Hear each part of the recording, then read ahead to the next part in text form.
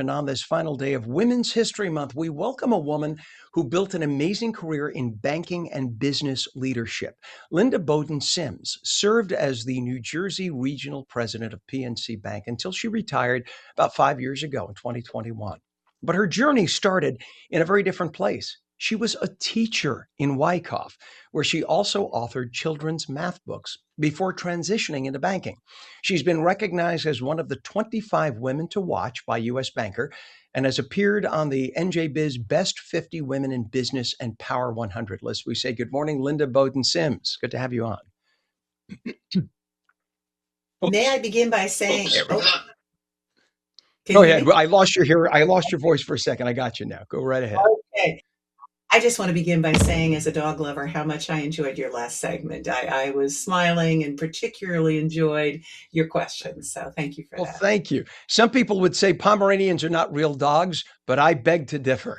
Oh, they're darling. Darling I'm dogs. 6'3", 185 pounds, carrying these two fluffy little Pomeranians around. They rule the roost. Let me just tell you that much. But I I love bet your they do. history. I love your background. I love your history. My mother was an educator. My mother-in-law was a teacher, and I'm so honored to have you on. So, what inspired that first chapter of your professional life, teaching in Wyckoff? Well, I think there were a couple of things, and it's a great question. I grew up at a time in the 50s and 60s where that's what little girls aspired to, teaching, nursing. There really weren't a lot of other pathways. We are, as you mentioned earlier, on the last day of Women's History Month, and it's easy to forget that the opportunities that exist today for women, that's recent history. Really, that wasn't the case for many, many years. And I was the kind of little girl who played school all the time, and I just always wanted to be a teacher. And I did teach for 7 years, and as I've said many times, it's hard to think of a more noble profession. Mhm. Absolutely. And then you took that career, everything you learned from that, right? And then you parlayed that into a career in banking. Now you were clearly a math whiz because you wrote math books, that's a whole other show. We could do a whole show on how you write math books. But you took that and you turned it into banking. How did you turn it into banking? Well, first of all, there's probably a disclaimer here. Remember, the math books were for first and second graders. So I'm not Okay. certain. I think you might be giving me a little too much credit, but nonetheless, it was a fun and challenging endeavor. I loved teaching. I loved seeing those eyes light up. But I think at that stage in my career, it wasn't really a meritocracy. You could work very, very hard and you'd get the same raise, usually fairly low, as the teacher next door to you. So, from my perspective, I guess I was looking for something that would be a bit more challenging and, frankly, allow us to build a bit more of some kind of financial nest egg. So, I did start going for an MBA. Maybe like 6 years into teaching, I went at night, and I have to tell you, I didn't know a stock from a bond. I didn't know really anything about the financial world. So many Sunday nights when I had all this homework to do and didn't understand what it was. I remember that tremendous anxiety of, gosh, have I made the right decision? Am I doing the right thing here? But as always in life, you hang in there, you persevere, and I was able to get one of my teaching colleagues and good friends. Her husband was a president of a small bank in New Jersey, and he said, "Hey, listen, come in for an interview. See what you think of us." And I went in thinking to myself, if they ask me any questions, anything specific about finance, I'm still too green. I still don't have a clue. And luckily, the gentleman who interviewed me, very nice man, he talked through the entire interview. So I didn't have to really say much of As men will do. anything.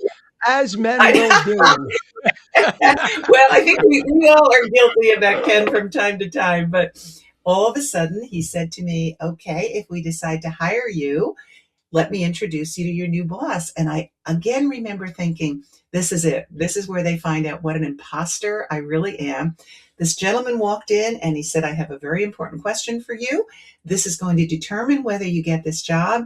And I took a deep breath and he said, "Do you drink beer?" And that was the question because in those days, everyone would leave at 5 o'clock and go down to the bar. And Ay, ay, ay. So I did get the job.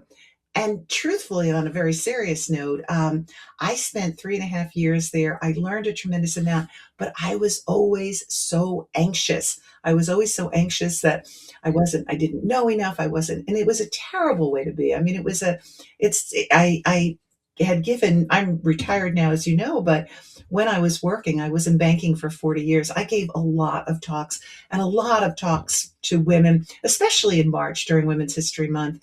And we talked a lot about that imposter syndrome, that feeling that you're not good enough, you really don't know what you should know, and it's just a matter of time until people find you out. And I did kind of live with that for the first several years of my career, as a matter of fact. And to give you a sense, Ken, of what it was like for women in that particular bank, it was a small bank, about $1 billion and in assets, a small regional bank, which has since been sucked up into so many larger banks. Mm. But there was an officer's dining room, and women were not allowed. Women, and there were very few female officers, but women were not allowed in because they felt that the women would be too distracting for the men. And that's Oh, that's a true story. my And God. so Isn't that amazing? again, it really, yeah. And those were also the days when women were told we weren't going to get the same raise because we weren't supporting a family. We were, well, so we had to understand that our raises were not going to be the same as men. It was a very different time, and that was 1980. I thought you were going to say, Yeah. I'm thinking, could that be? Because 1980. I listen. Yeah. We're down to like 40 seconds, and this merits an entire show. Because these are no, I'm serious. This merits an entire show. We will do that, by the way, because I think every young person, but especially every young lady, every young woman, needs to hear the journey and respect what you did to pave the way for women today. So we will have you back on, please, if you don't mind. Former educator, I would. author, former New Jersey regional president of PNC Bank, Linda Bowden-Sims, you are a hero to me and to many people. Thank you for being with us this morning, and please come back soon. Ken, thank you. And thank you for all you're doing too. Thank you. Appreciate it.